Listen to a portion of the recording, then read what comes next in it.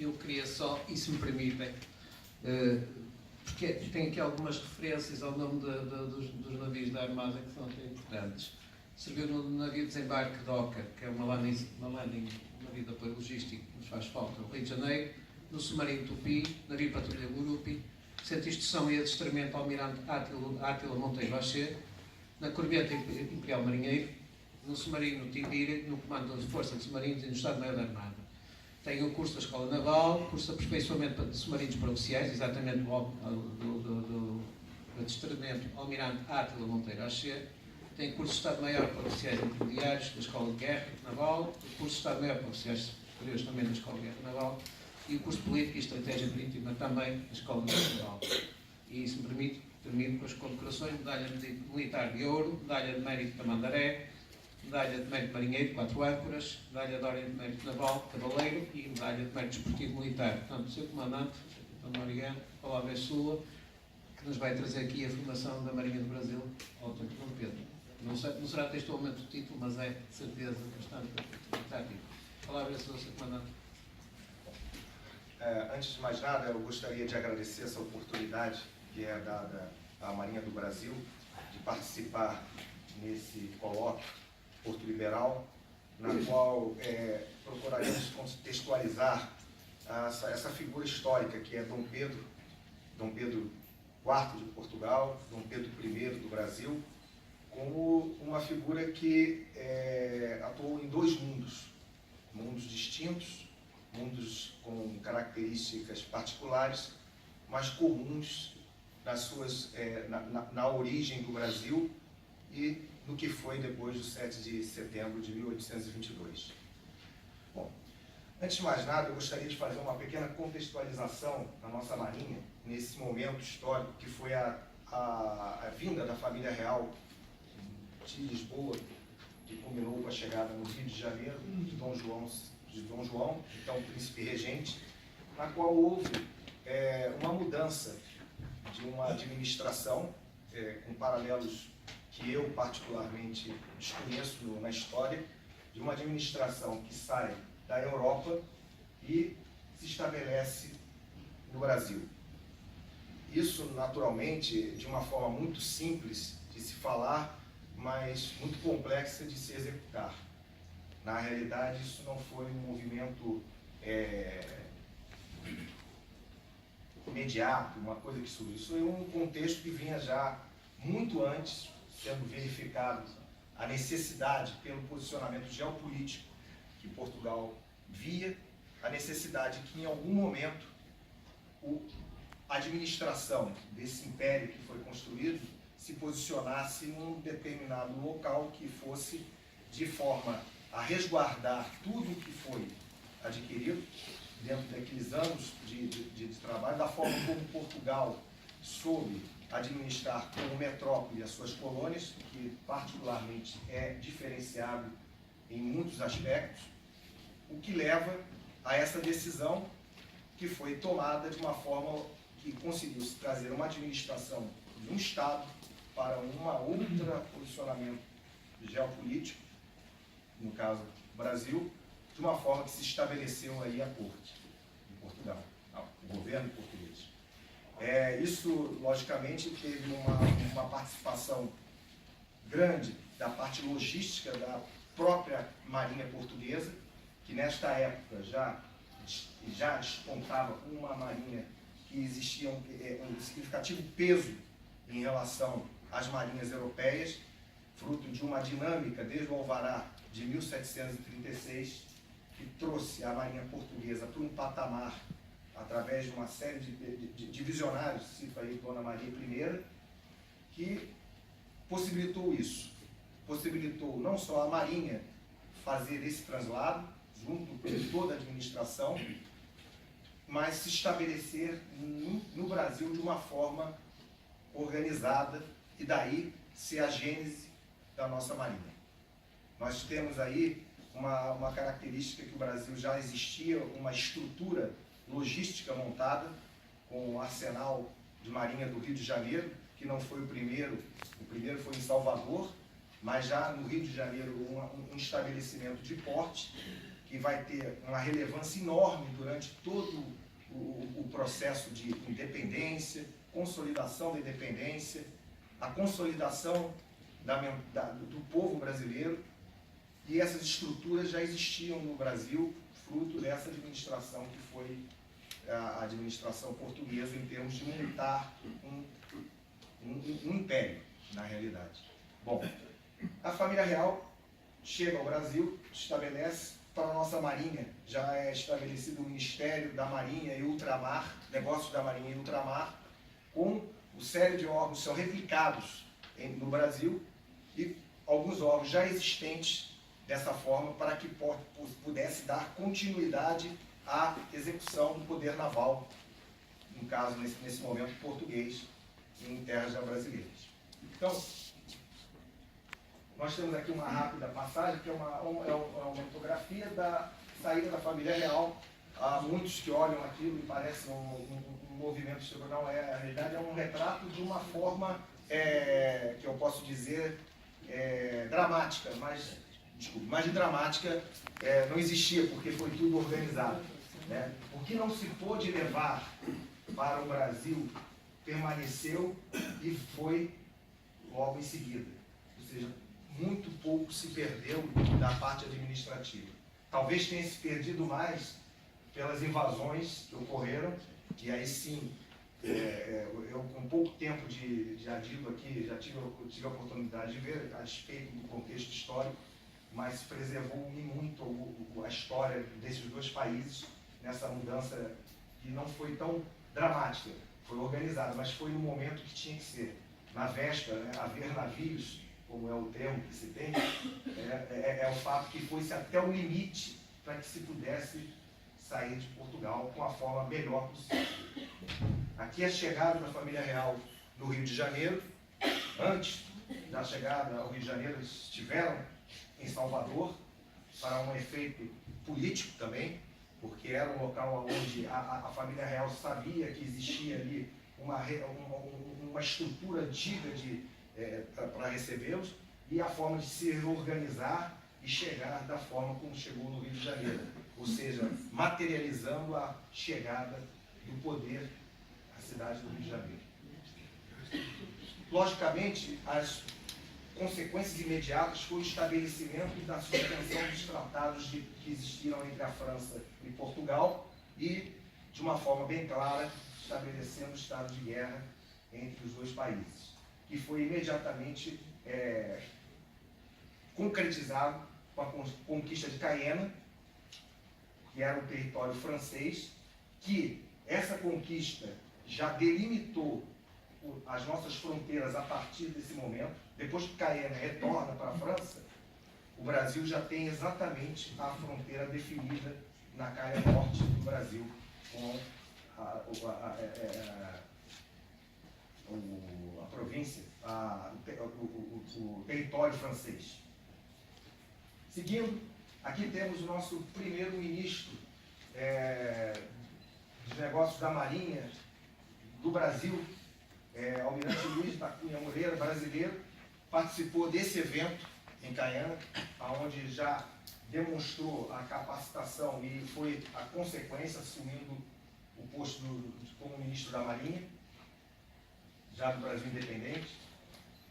Aqui, o fato que foi o caminho natural para a independência, o estabelecimento do Reino Unido de Portugal, Brasil, Algarve, que nada mais era que uma concretização de Dom João em relação à visão de elevar o Brasil àquilo que era o projeto inicial. Nesse mesmo período, já como Reino Unido, tivemos envolvimento com a ocupação da Banda Oriental, uma questão também internacional, ainda vivendo já uma situação diferente de Cayena, onde já estávamos com Portugal sem já liberto, com tropas de voluntários reais vindo de Portugal e auxiliando na ocupação da Banda Oriental, que futuramente ela, nesse transcorrer, o final se concretiza com a província de Cisplatina, jurando fidelidade à coroa portuguesa, e um fato que é a bandeira do regime constitucional, que como o professor nos trouxe, ele deságua uma série de decorrências a partir daí, né? Esse Reino Unido. Aqui a nossa independência, na realidade, Dom Pedro, foram uma série de movimentos que foram ocorrendo, onde dois articuladores, um bem claro, que era José Bonifácio, dos irmãos Andrade, mas uma outra que não tão assim, a mostra, a princesa Leopoldina, isso é pouco se sabe, foi uma das articuladoras, junto a Dom Pedro, dessa visão da independência. Até mesmo na própria resposta das cortes, que ocorreu muito antes do grito da Ipiranga, e se concretizou com essa proclamação à margem do riacho. Aqui a figura de Dom Pedro I, já imperador do Brasil. A nossa bandeira imperial do Brasil, onde bem próxima em algumas características do verde da Casa de Bragança e o amarelo vindo da Imperatriz Leopoldina.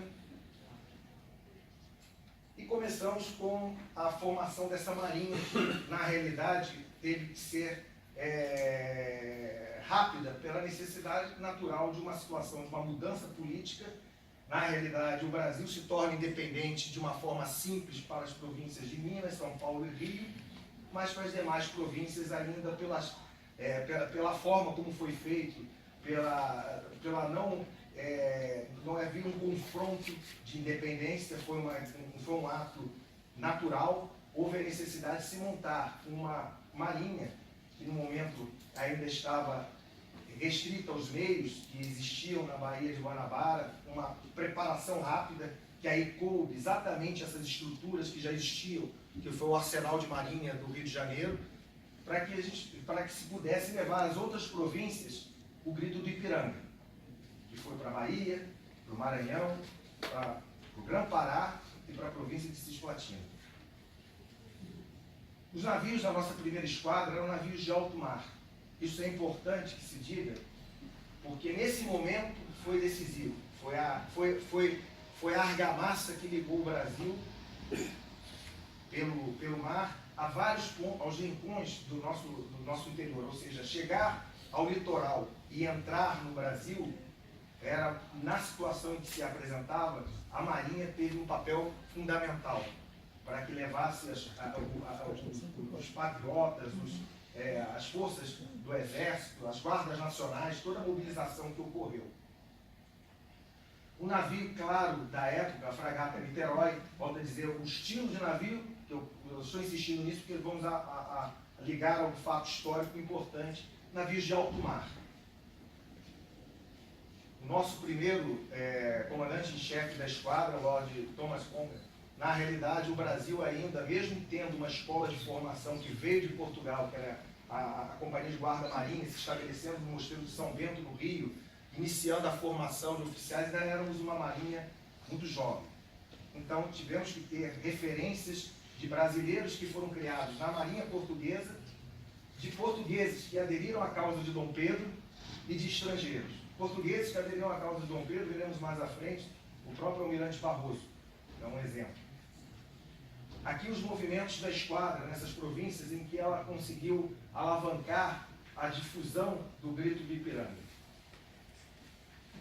A fragata Imperatriz também, mais uma característica, navios à vela, navios com poder de artilharia pesado, mas assim mesmo ainda na propulsão. Estávamos vivendo um momento de mudança, né, de revoluções tecnológicas, e isso naturalmente todas as nações estavam à busca. O Brasil iniciou esse processo com o que existia naquele momento, mas vamos ver com o andar do tempo a rapidez com que isso teve que ser cumprido. Temos aqui os rios, dois navios, o Rio da Prata, a escuna Rio da Prata, a corveta Dom Rego. Durante esse processo, pós-independência, tivemos vários conflitos internos, não em termos de consolidação da independência, mas de consolidação da integridade nacional. Movimentos separatistas, movimentos que tinham toda uma energia para um país como era o Brasil, de fragmentá-lo, como ocorreu na América Espanhola, né? Mas, volto a dizer, a grande diferença está na forma como ele foi tratado pela metrópole. Existiu sempre uma estrutura montada no Brasil. Aqui, entramos, depois de solucionadas essas questões que dizem respeito à integridade, a movimentos separatistas, apaziguado, utilizando a negociação e a força em momentos, nos voltamos para a consolidação desse país. Já estamos num governo de Dom Pedro II, filho de Dom Pedro I, e primeiro evento que diria que consolidou, que já não era mais interno, era externo, a Guerra da Tríplice Aliança, na qual o Brasil, como eu falei, dentro de um contexto militar de armamento, ainda estava voltado para uma marinha oceânica. Mas mesmo com essa marinha oceânica, que eram nossos navios da Marinha Imperial na época, foi preciso levá-los para o interior do Brasil, nas bacias hidrográficas, onde foram os cenários de guerra, na realidade. Temos aí a figura do Almirante Tamandaré, brasileiro, também formado, toda a sua formação no Brasil, é o nosso patrono. Temos o Almirante Barroso, português, que nos deu a data magna da Marinha, que é 11 de junho, na qual foi uma batalha decisiva, na qual navios apropriados para o oceano, para a navegação oceânica, tiveram que se, digamos assim, se desdobrar em ações que, diria que ao final do dia só se teve reflexo no transcorrer da guerra. A fragata Amazonas, é um exemplo que eu cito, era um navio a vapor com rodas laterais, sem poder de artilharia lateral. Para uma operação dentro de uma área fluvial, excelente. Só que para os navios utilizados pelo país adversário, muito complexo, porque eles estavam estabelecidos em terra, tinham uma artilharia poderosa, a artilharia de costado era limitada, tínhamos artilharia de costado nos navios a vela. A proa da Amazonas era para abarroamento, porque tinha propulsão para frente e propulsão para trás. E ele tomou essa decisão, uma decisão que poderia ser do inferno ao céu, né? Mas foi para o céu, porque ele conseguiu acabar com a marinha adversária e liberou os movimentos do exército brasileiro, das forças imperiais durante a guerra. Aqui vários exemplos, tínhamos os vapores já nessa batalha, mas com pouca capacidade de artilharia. E surgiram vários ícones, digamos, dessa batalha. O guarda-marinha Greenham, o imperial marinheiro Marcílio Dias, no Paraíba, que foi tomado e houve a batalha dentro do navio. Nessa sequência de necessidades de adequar os meios navais à realidade que está, o Brasil já empreendeu logo construções navais, não só no Brasil, mas também na França. O caso do Encoraçado do Brasil foi mandado construir na França. Fruto da situação de guerra, a França retardou a entrega do navio. Teve que haver uma negociação para que se liberasse o Encoraçado, que era um navio importante. O Brasil fez a negociação, mas em paralelo, o Arsenal de Marinha começou a fabricar navios apropriados num ritmo que ele, logicamente, se preparou para atender a Marinha Portuguesa quando chegou lá, se estruturou a capacidade bélica de trabalho. Tivemos o Encoraçado Barroso, o Encoraçado Rio de Janeiro. Essa guerra, que foi a Guerra da Tríplice Aliança, ela tem uma característica também muito particularizada. Ela se segue à guerra, a Revolução Americana, a Guerra Civil Americana, aonde houve um desenvolvimento brutal de tecnologia. Esse encoraçado, que já era uma tecnologia para aquele momento adequado, por uma pequena evolução de um material que foi uma mina flutuante, foi colocado a pique. Ou seja, o nosso adversário também tinha do lado dele o estado da arte, por uma questão particular de um país que tinha características de um governo que se preparou para a guerra e estava preparado para a guerra. O que o Brasil teve que fazer com seus aliados é se mobilizar para fazer frente. E é um exemplo, um navio no encoraçado uma arma simples que era dominada pelo adversário. As passagens foram passagens complexas entre várias fortificações para liberar o caminho até a chegada à capital do país adversário. Passagem por Evas, passagem por Ipati, passagem de Humaitá. E, ao final dessa guerra, que trouxe tanto para um lado quanto para o outro aquilo que qualquer guerra, infelizmente, traz, para o lado positivo do Brasil foi uma integração maior do Brasil como um todo. Saímos de uma guerra com um país unido e, naturalmente, como toda guerra, passa-se tempo a uma pequena década, se decai em termos de investimento militar. E o Brasil, mais uma vez, se depara, no início do século, numa situação em que os navios já estavam necessitando uma modernização. Tivemos no almirante Júlio de Noronha, ministro da Marinha, uma interlocução político-militar para que houvesse a aprovação do Congresso e houvesse a modernização dos meios, aquisições de meios novos. E culminou com a ajuda do almirante Alexandrino Faria de Alencar, que era senador e depois se tornou ministro da Marinha, com a execução de um projeto que nos deu uma capacidade de uma marinha que fez frente à nossa entrada na Primeira Guerra Mundial, que foi o encoraçado Minas Gerais, Dreadnought, e encoraçado São Paulo. Eu botei um de cada classe, só para depois eles aparecem durante a apresentação. O cruzador Bahia e o cruzador Rio Grande do Sul.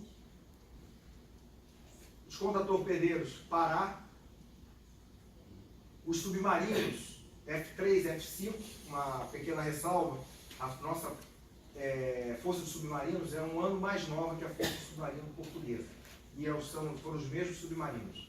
A Força Submarina, a subsuperfície, que é a Força Portuguesa, ela é de 1913. A nossa é de 1914, mas com os mesmos submarinos Fiat italianos.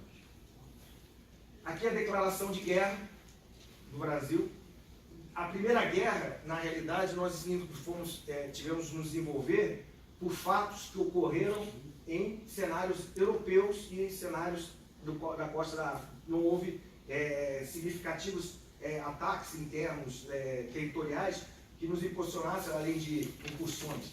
Nesse caso, houve a declaração de guerra com esse material que nós já estávamos teoricamente preparados, numa guerra que ainda a arma principal que veio a surgir, que foi o submarino, já bem próximo, ainda não estava tão sofisticada, e esses meios tinham condições de fazer frente. Coraçado, Minas Gerais. A aviação naval, em 1916, já estava operacional no Brasil para a Primeira Guerra Mundial.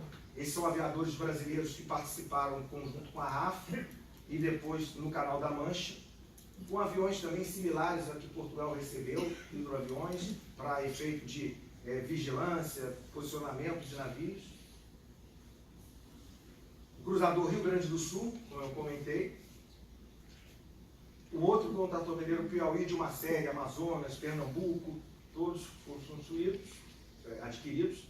E a nossa divisão de operação de guerra, que foi uma divisão criada, que veio operar em São Vicente, Dakar e Gibraltar, para apoio à parte marítima.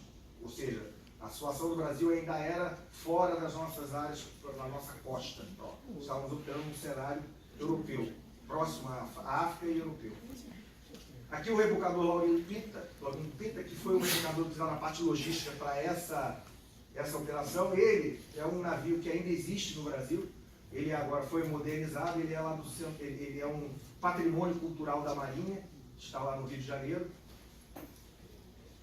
Aqui a classe Carioca, que foi construída, navios mineiros, e é importante porque foram criados como navios mineiros, pelo Arsenal de Marinha, foram construídos e depois tiveram que ser modernizados mais à frente para enfrentar a arma submarina. Aqui o navio que foi nos dado por uma questão de guerra, exatamente, e esse navio que foi o Almirante Saldanha, veio a ser atual navio Sagres, navio Escola Sagres, da Marinha Portuguesa. A nossa entrada na Segunda Guerra Mundial, ela teve-se por motivo por conta dos torpedeamentos que ocorreram nos navios mercantes já em áreas próximas ao Brasil, por submarinos. Cabedelo, o Alegrete, o Heitor Perdigão, rebocador.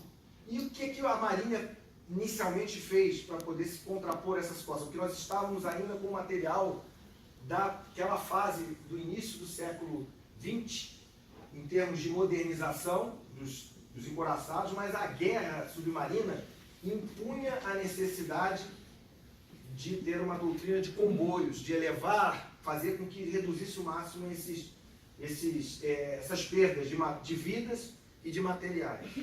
Então iniciou os comboios. Tivemos ainda o navio mercante Bagé, e nesse momento a Marinha Brasileira começa a receber material em termos de leasing da Marinha Americana, focado na parte submarina. Temos o caça submarino Jurema, o caça submarino Gurupi, o contra-torpedeiro Bauru,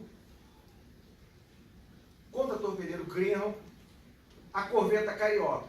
Dentro desses navios que já existiam antes do início da guerra, que não estavam apropriados para a guerra antissubmarina, o Brasil adaptou, com a ajuda do americano, os sistemas desenvolvidos de sonar para que esses navios pudessem fazer frente à ameaça submarina. Então esse Carioca é aquela classe de mineiros que foram construídos no arsenal de marinha e vieram a ser prontificados para serem utilizados como navios antissubmarinos. Encouraçado São Paulo continuava com o poder de fogo, eram navios do início do século, como hoje, cito um exemplo, o New Jersey deu baixa recentemente, americano, foi ainda utilizado no Líbano, porque a capacidade de artilharia dele era grande, como esses outros navios, do New Jersey maior ainda, que era um pouco mais, mas nessa época, comparativamente, a Marinha tinha essa capacidade e foi utilizado para apresentar capacidade de reação. Monitor Parnaíba, também um navio que continua na ativa, no Brasil foi modernizado. Navio transporte José Bonifácio, a capacidade de modernização, de preparação do arsenal. Navio auxiliar Vital de Oliveira, que foi afundado por um submarino alemão, foram as perdas. O Vital de Oliveira, a corveta Camaguã e o cruzador Bahia. Além das perdas de vida nesses navios, somadas às perdas de vida da Marinha Mercante, muito supera a quantidade de mortos na Segunda Guerra Mundial, até mesmo comparados com a Força Expedicionária Brasileira. O trabalho da Marinha foi um pouco mais silencioso em termos de reação e, logicamente, se não for evitado, se poderia ter levado a Inglaterra a sucumbir, muito mais o Brasil, que dependia das exportações. Então, a forma que o Brasil teve de manter a sua utilização das suas linhas marítimas foi de rapidamente se adaptar a essa realidade de comboios da guerra antissubmarina. Corveta Caravelas, um exemplo, em termos de comboio, foi um navio que obteve maior número de comboios sem prejuízo aqui a nossa Amazônia Azul, que é hoje a nossa grande visão, a preocupação em termos de atuação, junto com os nossos distritos, as nossas regiões. Os navios atuais da Marinha, o Cisne Branco, o navio Escola Brasil, o submarino Tapajó, que foi modernizado com o sistema de combate, corveta Barroso, construída pelo Arsenal de Marinha, a atual aquisição, que foi o navio Doca multipropósito Bahia. O navio mais novo da Marinha do Brasil também foi adquirido recentemente, que é o porta-helicóptero multipropósito Atlântico. E ao final, o nosso projeto estratégico, visão do primeiro submarino em 2027, nuclear, sendo que antecede a ele a construção, já vai ser lançado dia 12 de dezembro, do submarino Riachuelo. Bom, gostaria de terminar com um vídeo institucional rápido da nossa Marinha, de uma forma simples. Eu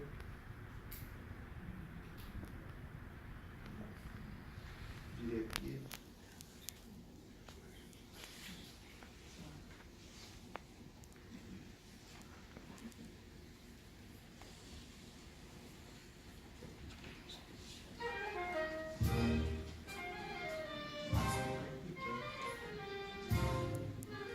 Só para tirar esse